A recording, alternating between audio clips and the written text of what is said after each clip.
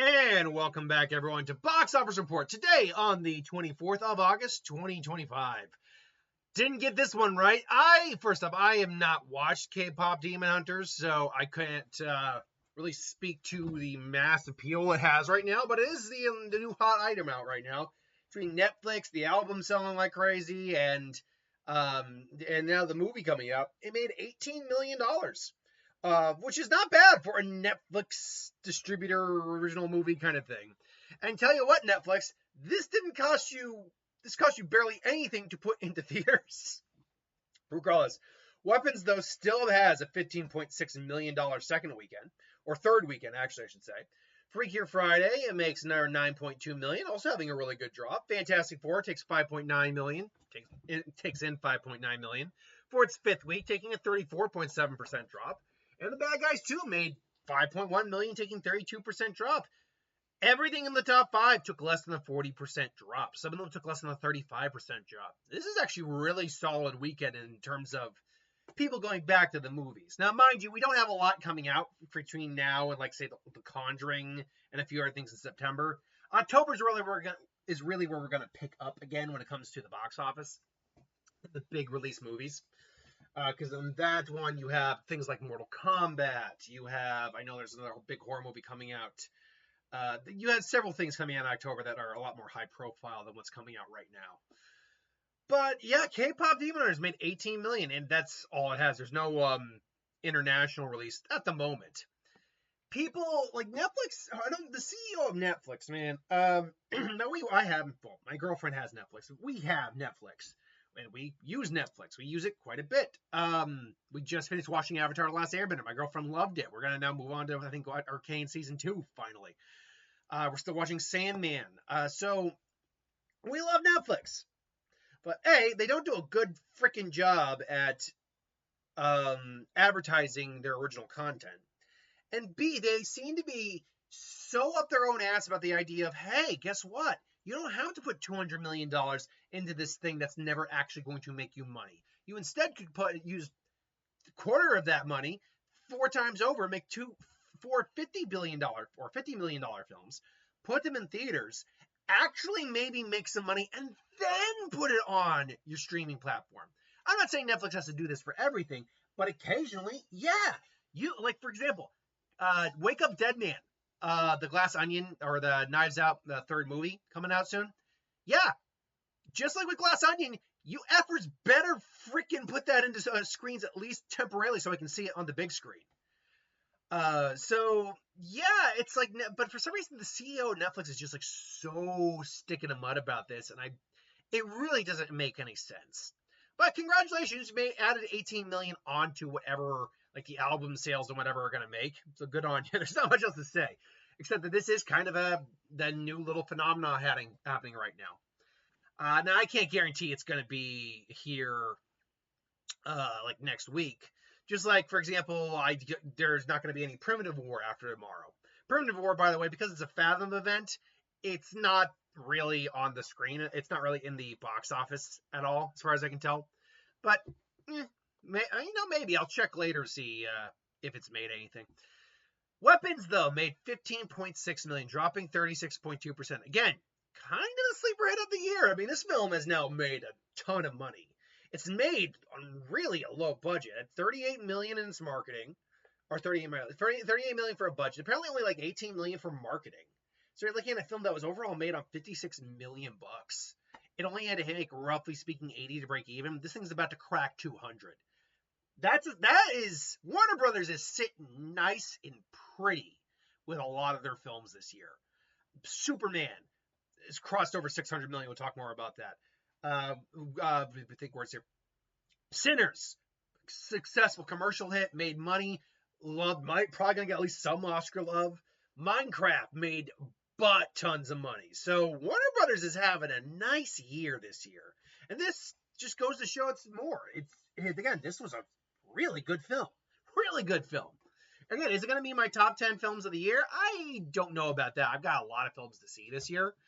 But we'll see what happens. Like, I'm looking forward to things like The Smashing Machine. I'm looking forward to things like, I know there's some other more Oscar profile films coming out that I will try to go see. But no, I mean, this is right now. This would be in my top 10. I don't know if it's going to be in like the top 5. But it's definitely in my top 10. But yeah, 199 million, man. I mean, you're talking about a film right now that stands at almost, in terms of profit, like a film that stands roughly speaking on like $50 million worth of profit right now on its own. Well, actually, no, that's not true at all. Actually, it'd be more like $70 million worth of profit. Now that I think about that, because just doing the brief math in my head here, yeah, almost 70 million right now. I mean, I have a feeling this one's gonna make like 100 million profit for the studio.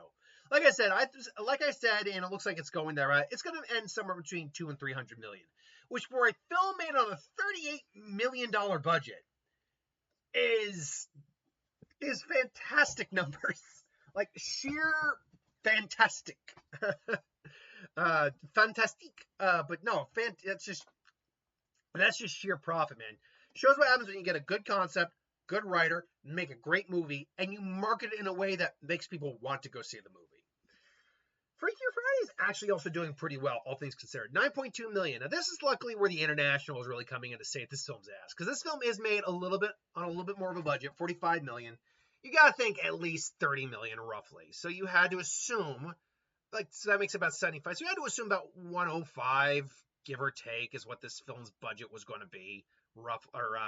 Break-even point roughly was going to be somewhere in that neighborhood, like 110, something like that. But yeah, no, this film is at minimum in the break-even point. It's definitely going to be profitable, which is good. Now, I don't see it making a huge amount, but based on the trajectory it's going at, maybe ending at like the 150 is very within reason. But really, it just has to kind of hit 120 and it's good. That's really all it has to do, and it's now profitable, which it looks like it's going to do that. So good on them.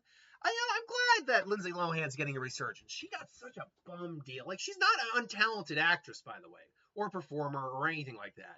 But she was just chewed up and spit out by the Hollywood system. So, God, good for her that she was able to actually recover her sanity, her career, and all that. And not only is she looking great, she seems to have a lot more life and value to her. And I know her and Jamie Lee are good friends because they worked on the first one together, and I think they've worked on a few other things together. And yeah, Jamie Lee's looking good at 66. I think she's 66. Yeah, I mean, we've all seen that that photo op of her, and look, 66. I'm 35. I'll be a boy toy. Come on, Jamie Lee, come on. But no, seriously, good on them. Good on them both. Fantastic Four First Deaths, 5.9 million. And look, where the hell was these drop-offs earlier? It dropped 60-something% the first weekend. It was like 67 or something like that. Yes, it dropped 67.9, then 59, then 42, then 34. It's weird that in the later weeks, a lot of these big movies tend to drop less and less. But in those early, and don't get me wrong, bigger movies will have bigger drops. But 67.1% for a film that was overall really well received and well reviewed and all that, that was always just very confusing. Even if you're not factoring in new people going to the theaters the second week. But then again, I guess maybe that would be a factor. Because I remember we talked about the Sean Chandler breaking down the reasons it didn't do well.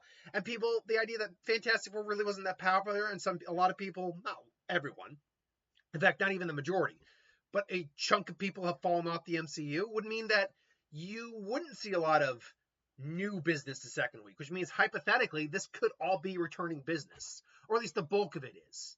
Because if you did get even 10 million more of just new viewers, well, now you're not dropping 38%, now you're dropping 48%, which from a percentage standpoint is a lot smaller of a drop. Like that, now you're looking at the high 50s as opposed to the high 60s, and that's, it is what it is. But let's actually look at the good news for Fantastic Four. One, it's profitable. It is profitable. At 200 million in an estimated marketing budget right around 100 million, this movie did not just break even, it did make money. It's about 10 million away from hitting the $500 million mark. It does look like it will hit the $500 million mark, which is good for it. Meaning it will cross $500 million. Is it the highest grossing superhero film of the year? No. Did it deserve to be? I I don't know. I like Thunderbolts probably a little bit more than this, but it was a really good movie. Absolutely, it was. It is by far the best Fantastic Four movie we've had. It's certainly it's certainly suffering from the Marvel hobbling. Let's call it that. Marvel hobbling is what we'll call it. It is certainly suffered from that. Now, that being said, it certainly probably also made more than if Thunderbolts and Superman were both not great movies. Because if Thunderbolts also sucked, this film might not even clear 400 million. Like straight up, this film would not have cleared 400 million. But the fact that you did have two great superhero movies coming off back to back from each other meant that this did have some good vibes going into there. Yeah, so, but again, I think Superman being so close to Fantastic Four in this rare instance did probably hurt it a bit. They are the exact same genre, two different companies, but exact same genre. Superman was just more rewatchable too. So when people were trying to go people thought, which one should I go see again? Superman probably was the more likely option. It made more money, so. But again, the good news is this film does in fact look like it's gonna make some money. And Marvel is now, I think, slowly gaining some momentum again. They ended the bad streak, and let's be honest, when I did my tier list of the MCU movies, Brave New World was on the very bottom of that tier list. It wasn't dead last. It wasn't my least favorite, but it was it wasn't the best movie. But and that really hurt the momentum we got off of Deadpool and Wolverine. Unfortunately, Deadpool and Wolverine gave us so much goodwill that it goes to show you how disappointing, I think that's the nicest way I can put it, that Brave New World was, because it kind of just squandered all that. It kind of really hurt the traction we got for Deadpool and Wolverine, unfortunately. And then, unfortunately, the TV side of things doesn't really do much for the momentum, because we also had Agatha, which was well received, did really well. Daredevil, which was well received, didn't get the best ratings, but in terms of people watching it, but still well received. And so when Thunderbolts came along, and then obviously Fantastic Four, it really hurt. It's amazing the problem for Marvel right now is this isn't like back in their peak heydays between phases 2 through phase 1. They were just starting out. Then phase 2 came. They were really starting to roll their carpet. And by phase 3, it was one of those things where even if they had a weaker film, it wouldn't have hurt them at all. Not at all. Then phase 4 happened, and admittedly, we were still dealing with a pandemic when phase 4 started. But Black Widow had a lot of pirating. Probably actually would have made more like 700 plus million had they not just done the pirating. Sorry, they had not done the day-and-date release bullshit. Then you had Eternals, which was probably the first real bump in the road. I would actually think Shang-Chi was well received, well liked. Again, we were dealing with the pandemic still. Pandemic recovery, but pandemic. Eternals, I think you can say that was the first real bump. But it was fine. Doctor Strange came out. Then Spider-Man came out. Awesome. Doctor Strange came out. Made near $1 billion. Then you had Thor: Love and Thunder. Still made a lot of money, but it wasn't as loved. Then you had Wakanda Forever. Good film for the impossible task they had. And then you had Quantumania. And man, you want to talk about bumping around. But then you had Guardians. But Guardians was kind of separate from this bullshit. And then you had the Marvels. Now, the Marvels also had the problem, not just of being an movie. It's better, I think, than, honestly, Captain Marvel. But the Marvels had the problem also of doing the extra homework. Because, remember, this is during the Chapek era where they were just cramming things out and trying to make it connect and all that. But B also had to deal with the writer and actor strikes. So they couldn't market the film very well. So that did hurt it, but I still don't know if that film makes over 300 million. Maybe over 300 million. I don't know if it makes 400 million, though. And then you get that, and now we're in this spot. So we're not right now in a spot where a lackluster Marvel film. Sorry, let me rephrase that sentence. We're currently in a time for the MCU where they can't inherently afford. Afford's not the right word. They can kind of afford it, but if they suffer a bump, they're going to feel the bump this time. I think that's the best way to put it. They're not going to be completely derailed and everything comes to an end if they get a bump in the road.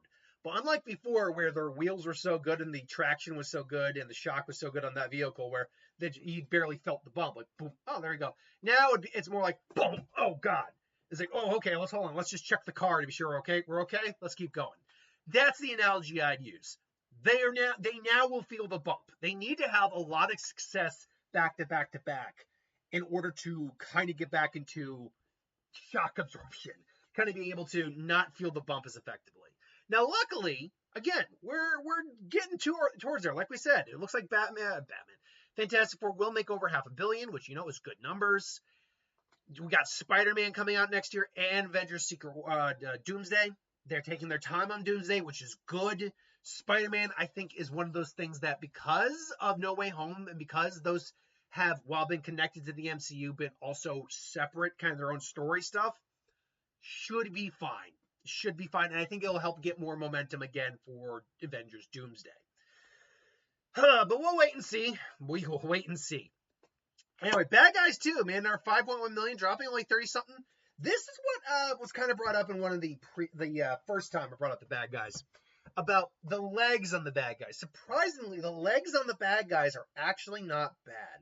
At 149 million, it hasn't broken even yet, but it is now starting to reach that.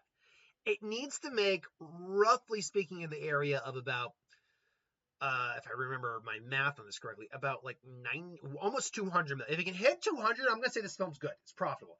If it hits 190, I'll be nice enough to call it breaking even, though when I do the end of the year box office, it'll still be a minor loss. But more to the point, it's one of those things where it's not like it needs to make a lot to break even. It doesn't. It just needs to hit that bump. And it's about 51 million away from doing that. Honestly, if it just hits like 195, I'll also call that breaking even. So really, if I'm going to be generous, 46 million. But about 51 million to break even. We'll see if it can do that. I enjoyed it. Like I said, I think I enjoyed the overall first one more. Sorry, the first one overall more. But I did like aspects of this one better, particularly the climax. It was a lot more fun. And visually a lot more fun to look at. Ugh. Just in week 2, Nobody 2 dropped 60%. And it didn't even open that well. Man, this sounds unfortunate. Because I enjoyed Nobody 2 a lot. It's only made like 25 million also, so it doesn't have to make a lot of money to break even. Let's make like 75 million, which you would think wouldn't be that bad, but unfortunately, when you're not even opening to double digits, it makes it really, really tough. It also has good reviews too, so I just think we kind of underestimated the value of like streaming during the pandemic era when this came out, the first one. But because there wasn't a lot coming out, people who were just going back to theaters like me were going back to see whatever they could, and then this found more life on streaming. I don't know. I wish better for it than what it got, but who knows? Maybe it'll get a second wind. Superman 3.4 million is currently at 604 in terms of its box office profit, which does mean though it's pretty done. It's run like it's now collecting up the scraps. Like what it's making is really all just domestic. No international left. So that said, though, this still has done something that everyone. This did something that any of us who are fans of DC in general were hoping it would do. It was a great movie. It won over the critics too. It won over the audiences, and it made money. It actually made, and people have been kind of pointing this out, actually made more than the first Iron Man did. Now, is this a sign that the DCU is going to become the new Marvel MCU? No. Different time, different era, different all that. But it still means that this series is off to a fantastic start. We'll have to see what Supergirl next year brings. But yeah, no. And everything I heard, I haven't watched the first episode yet, but Peacemaker is it's already starting off strong. So can't wait for that. The Naked Gun, 2.9 million, currently stands at about $86 million. Oh, okay. So this film is made on $42 million. Give me 1 second here. Naked Gun. Naked Gun. Budget. Let's see, marketing budget. I want marketing budget. Marketing budget. Naked Gun marketing budget.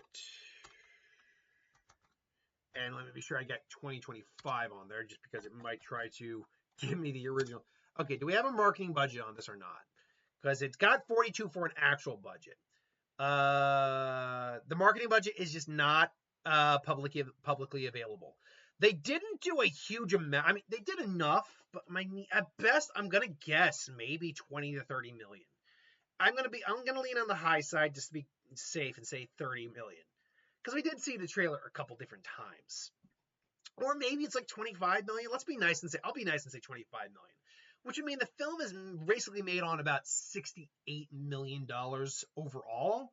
So that would mean then the film has to make somewhere in the neighborhood of 102 million to break even. If I'm highballing it to the 72 marker, then it's going to make about $1.08. It's tough. It might still be able to do that. If the international has a little bit more kick to it, it might be able to do that. But it's a funny movie. I enjoyed it quite a bit. It does lose a little steam in the final act, but it still got laughs to be had, definitely. So absolutely, I enjoyed it. Honey Don't, which I do have to do my review for today. We saw that on Friday night. We enjoyed it very much. Made $2.9 million. That's all it's at. Jurassic World Rebirth Manor, $2.1 million. 844 million. Okay, I'll now call it. It's not making up 900 million. Might make 850. But again, don't need to really talk much about that. We've kind of said all we can about that. What else do we got here? F1 made another $1.8 million, which I believe brings it over $603 million for this film, which is nothing short of impressive. Still isn't profitable, which is the sad thing. But man, did an original movie, an original action kind of movie, managed to do this. Let me try that sentence again. The fact that original action movie was able to do this is actually very impressive. Ni Za 2, which did have a showing at my theater. By the way, I'm not going to be seeing this film. I'm not. I didn't see the first one, so there's no point in me actually seeing it. There's been occasions where I've seen a movie where I didn't see the first one, and some people have kind of questioned me for that. And to be fair, I've also kind of made the point of saying, well, yeah, if I hadn't seen the first one, maybe I shouldn't. And I already have a tumultuous, what's the best way to put it? I'm already don't like this film just on the whole international bullshit, because yeah, look, this is bullshit. That number is 100% bullshit. There is no way, when no other film in history has made over $1 billion, let alone 1.8 billion in China alone. I've checked the numbers. On all the $1 billion films, even Avatar did not make $1 billion in China alone. And I believe that was the case. You know what? Screw it. I'm pretty much done now. Let's do this. Let's break this bullshit down. Let me just go to some like the let's go to the top $2 billion films real quick. Worldwide. Okay. And lifetime gross, Avatar. The original Avatar is the highest grossing film with re-release in the world at $2.9 billion. Okay. Let's see here. All releases, original release. Let's just look at original release real quick. Now, let's look at China. Where are you, China? Come on. You don't be shy. Oh no, that's the Middle Eastern. I want China. How much did it make in China? If you would be so kind as to show me.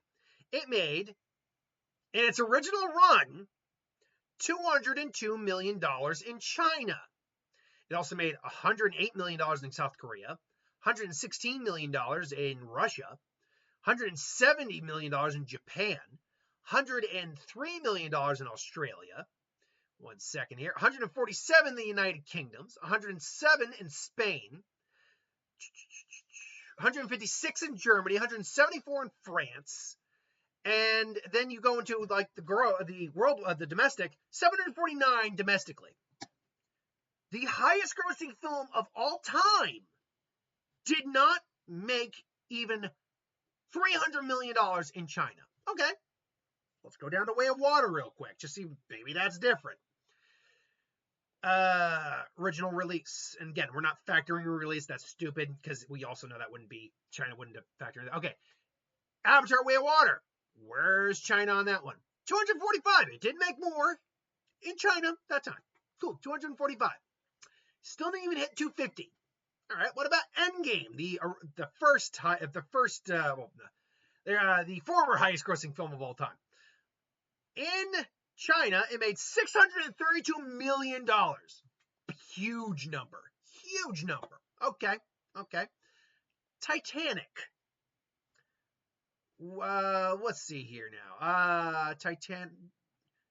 Here we go. Titanic. Where are you? Oh man, did this not release in China? No, there's China. 153 million in China. And now hold on. Yeah, hold on. Let me look at. Oh, sorry. Nisa 2. Nisa 2 is actually at 2.15 billion.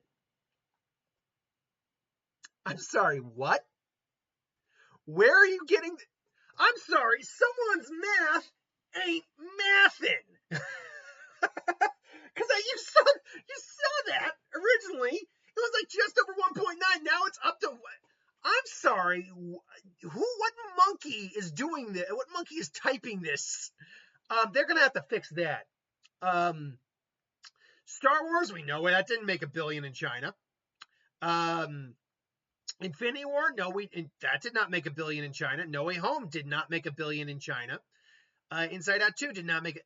No film in history has ever made $1 billion in one single market. So the reason I get so upset about this is because this is clearly this is false advertising. Someone has clearly gotten the numbers wrong. Or this is someone's ego running so amok. Because China doesn't adhere to the same systems of measuring the box office as the rest of the world does, which is bullshit. If that's the case, you should not be listed in the worldwide box offices if you're not going to do the same box office reporting as everyone else is. Because we can't trust your numbers. And when I see bullshit numbers like this, they have nothing to back them up apart from a large population and so forth and so on. And let's look at let me find the original Nisa real quick. Nisa. What's the original Nisa? What did that make? Because this, look, I get that, again, I get that you have your own, what's the word I'm looking for here?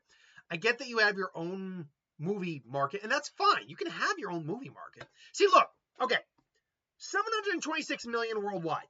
306 of it came from us, or 3.6 of it came from us. Okay, fine.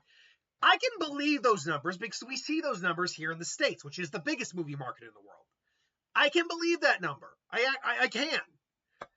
I can't believe that even if that is a really good movie, that the sequel does over double that in one single market. I don't care that you have over 1 billion people in your country. I don't.